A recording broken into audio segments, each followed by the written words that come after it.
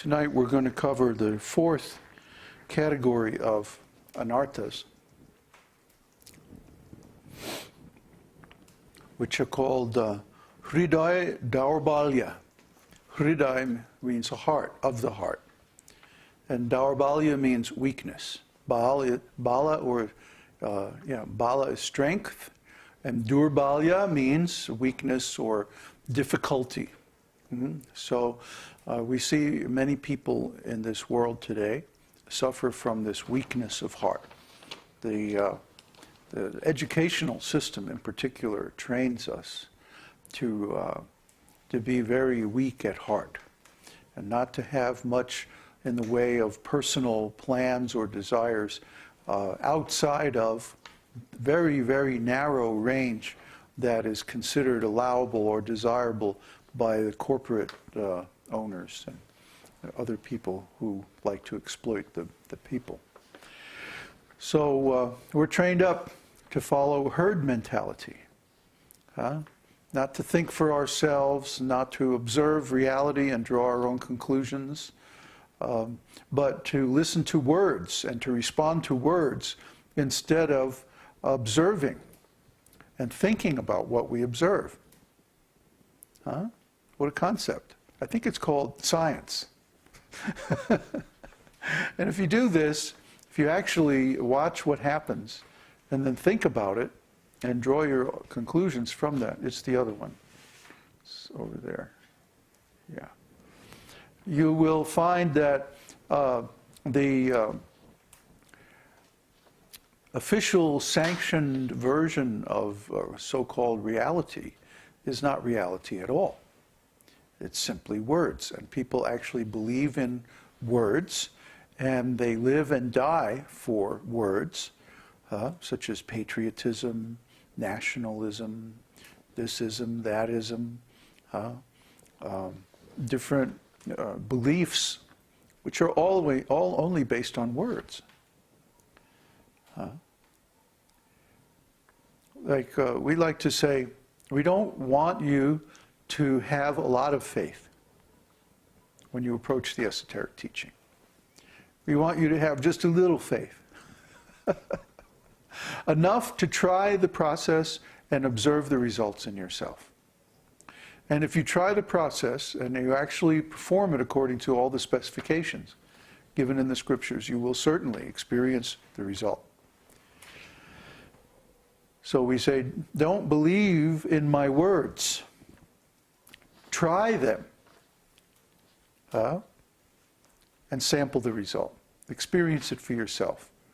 Then you see whether or not we're telling the truth, whether or not we're believable. We don't want faith. We want credibility.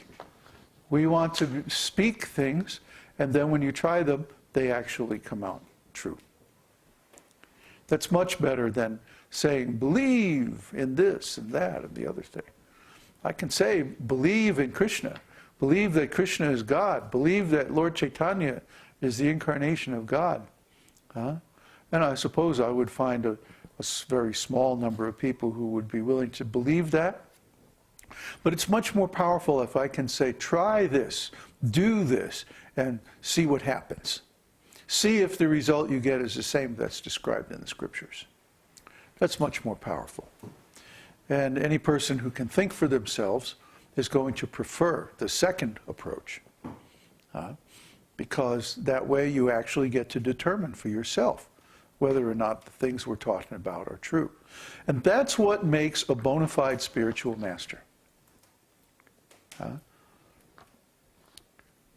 Lord Chaitanya says, Kiba Nasi, what is that? Sudra Nasi, Kiba Nasi, no.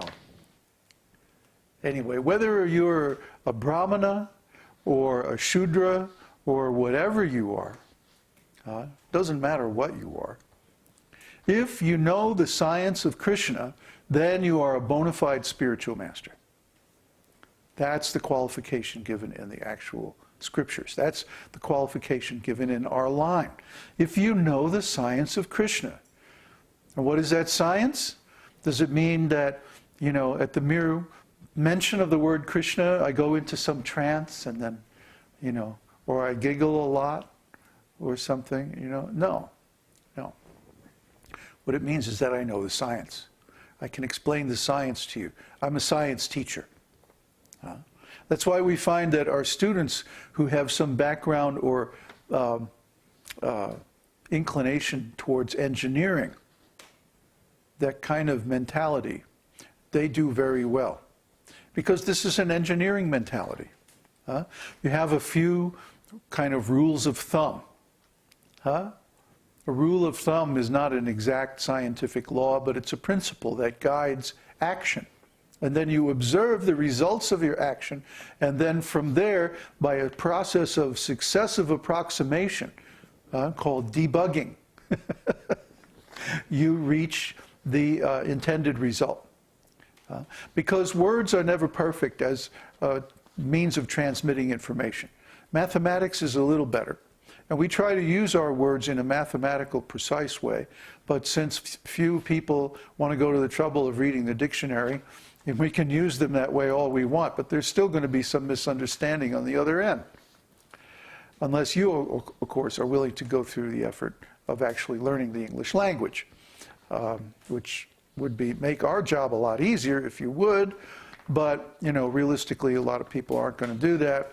So basically, here's what you have to do, is take what you get from the things we say, put them into practice, and see how close you get to the results. And then adjust things from there until you actually get the result. That's an engineering mentality. It's a little bit different from a Brahminical mentality or a scientific mentality, where we give precise formulations, and then you can just go into your lab and apply those immediately, get the result.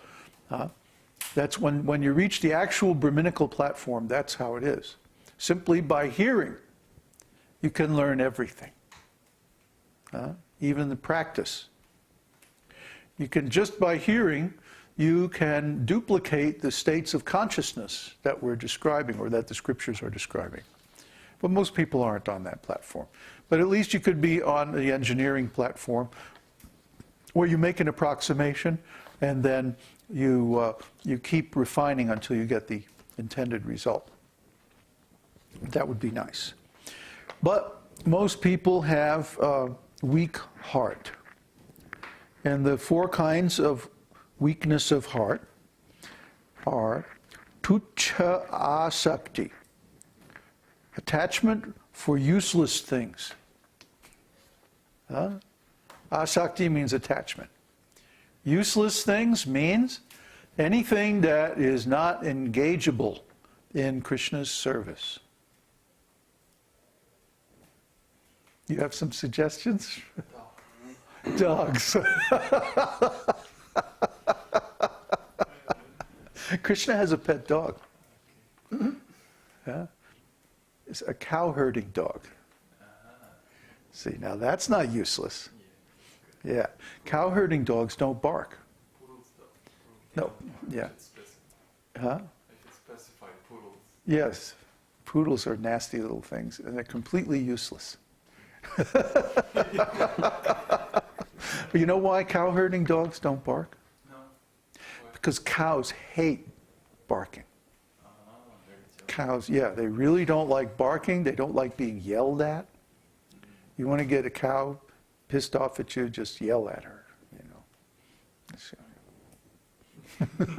Really, you see them. They're very, very sensitive, emotional. They have those big ears, you know. So anyway, don't yell at your cow. And there's so many things that are useless in today's world. In fact, most of the things manufactured by human beings are quite useless, unless they can be engaged in Krishna consciousness, Krishna service. You go to the, who is telling us? Coca-Cola. Oh yeah, Ziggy was telling us he went to the first time he was in Russia for 3 years doing construction and stuff like that. And then he came back to the United States and he was out of toothpaste. So he went down to the store, you know, typical supermarket. And here was like a whole aisle of different kinds of toothpaste. And he was like standing there scratching his head going like,